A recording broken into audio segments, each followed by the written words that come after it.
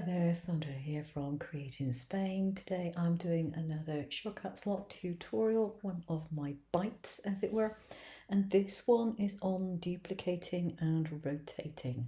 So I have a shape here, and what you want to do is go up to Object, and if you just click on the duplicate, well, I'll do it now for you. You can just do multiple rows of things like so, and you can group it if you wish. You can adjust the spacing between the rows, and basically that's it. That is pretty easy. So I'm just going to click on OK, and I'm going to move a whole bunch of these to one side because I'll probably use them for something else. There we go. So duplicate and rotate. Object, duplicate, rotated. So you can choose how they're duplicated. Number of copies, probably about 5, for example. Yeah, that will do nicely.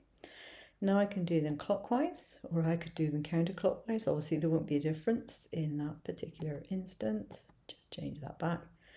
You can choose to rotate evenly or by a custom rotation of so many degrees. So I'm going to put this back to evenly because that's generally what I need to do. So you can rotate the horizontal offset like so, and put this back to how it was. And you can rotate the vertical offset like so. There we go. And group it at the end of the day. If you're happy with what you've achieved, you can group it. And then when you move it, it will move all as one object. So that is the duplicate and rotate tool.